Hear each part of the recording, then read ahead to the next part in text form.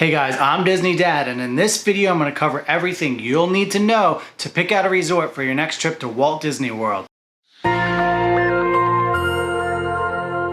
Hey guys, before we get started, I always want to mention how much I love this Disney community. And if you love Disney as much as me, you'll consider subscribing to this channel to get all my Disney content. I'll be doing tip videos just like this one, and I'll also be covering a lot of Disney news as it's being released.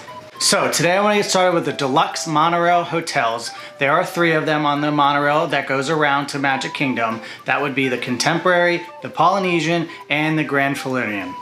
So these hotels are beautiful. Everyone has their opinion on what order they go in. I believe that the Grand Floridian's the nicest, then the Contemporary, and then followed by the Polynesian. And the prices pretty much dictate the same. Each of them have their pros and cons, and we'll cover them in this video. But I want to lay down the prices for each one of these hotels. I'll put them on the screen here and you guys can see the difference in price ranges if you want to book one of these hotels. All right, let's start with some of the cons of each, and I want to start with the Contemporary. Now this is a very unique hotel because it's actually in walking distance to Magic Kingdom. So as they say, location, location, location. This is a huge selling point for people in the Contemporary, as it's a simple walk out of your door over to the Magic Kingdom. You don't have to worry about any kind of transportation. This can save you a ton of time. If you consider something like boat drop, where you have to be there on time right away and you don't want to compete with everyone else for transportation in the morning to get to rope drop, that can mean the difference between being in the front of the line and having a 60-minute wait for one of the biggest roller coasters. This location alone makes it one of the most sought after hotels in all of Magic Kingdom. Another big pro is the first stop on your way home in the monorail track. So it saves you a lot of time at the end of the day when it's really busy. You don't have to worry about hitting multiple stops. You just first stop home, boom, you're tired, you're ready to go.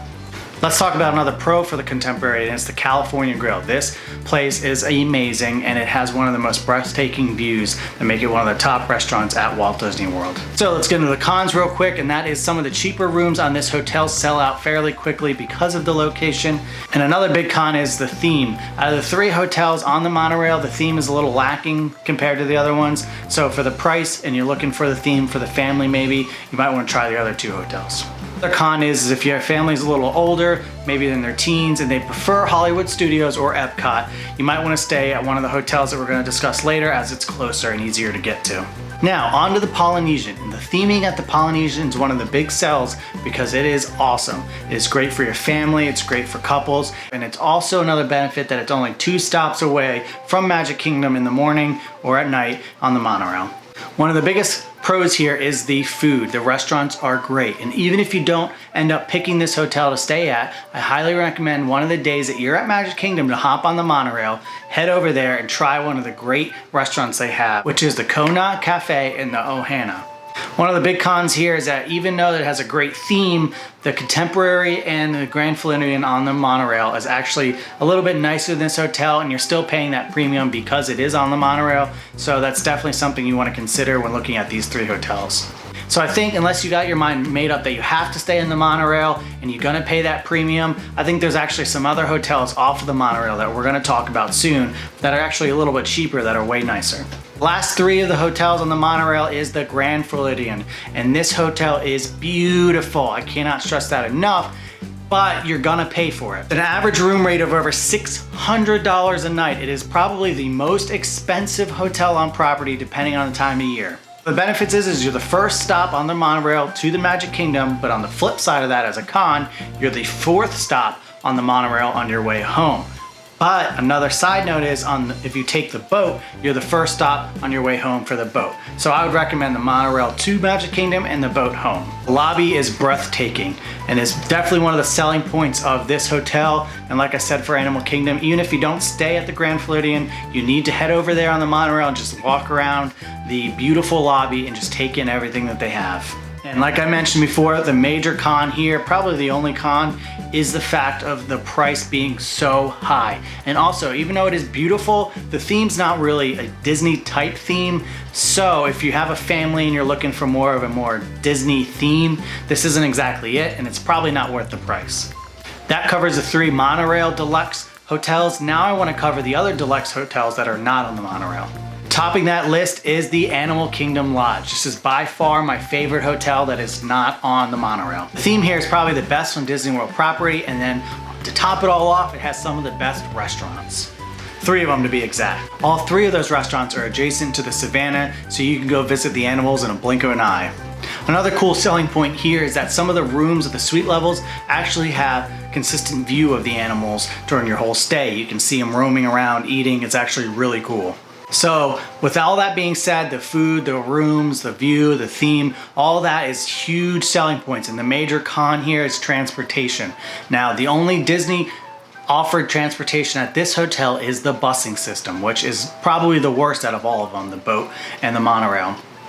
But you could always take a minivan or an Uber and pay for it, which could get expensive going to and from the parks or the different restaurants.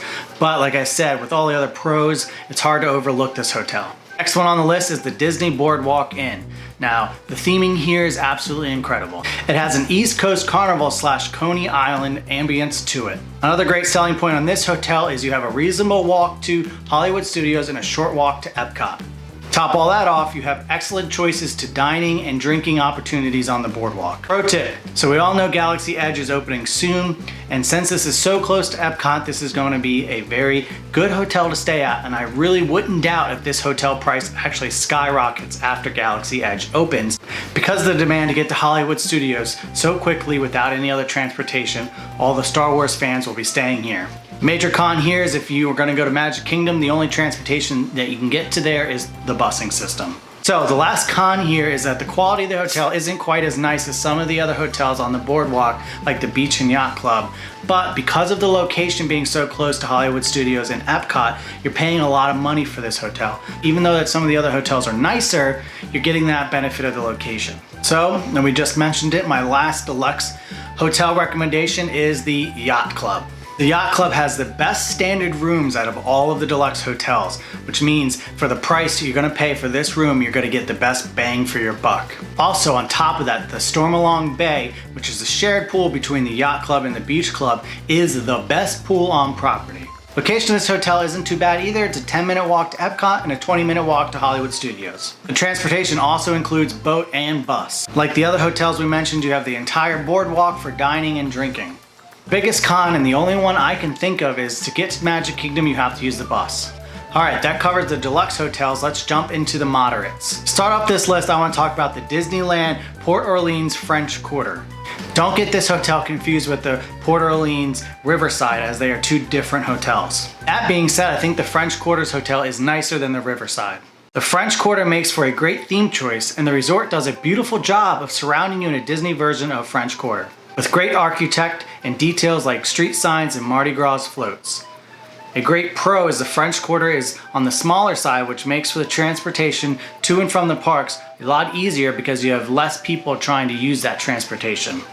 One of the major cons here is there's no table service restaurants, and sometimes the buses are shared with Riverside during off hours. Moving on, one of my favorite non-deluxe hotels is the Caribbean Resort.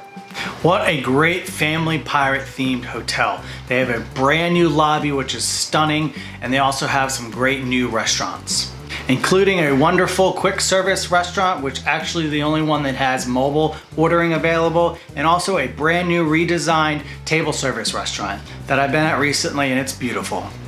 The pool here is really cool themed, and they also have a great pool bar for when you want to grab some food and also some drinks. Biggest con here is the only transportation for the parks is the busing system. But with the Skyliner gondola coming around, they actually have a huge hub right next to this hotel. So once that opens, it's going to skyrocket this hotel into one of the greater hotels on property.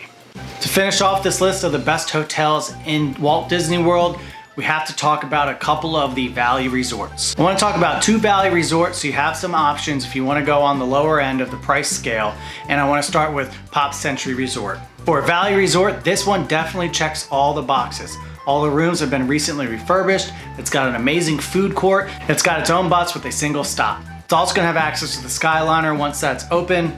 And for the cons, for a Valley resort, I don't think there really is a con for this. It has all your boxes checked for a Valley resort. I mean, it's not as nice as the Moderate and the Deluxe, but you really can't go wrong. Finally, for my last Valley resort pick, it's the Disney Art of Animation, and this has the best pool out of any Valley resort. You can even hear Disney music under the water, which is really cool. Definitely try it. Another great pro is the food court called the Landscape of Flavors. It's one of the best of all the Valley resorts. and even better than some of the modern resorts. Even if you're staying at the Pop Century, I would recommend making the walk over to the Art of Animation at least once to try the food offerings. The Art of Animation in the All-Star Disney Resort is probably the best Disney feels of any of the hotels on property.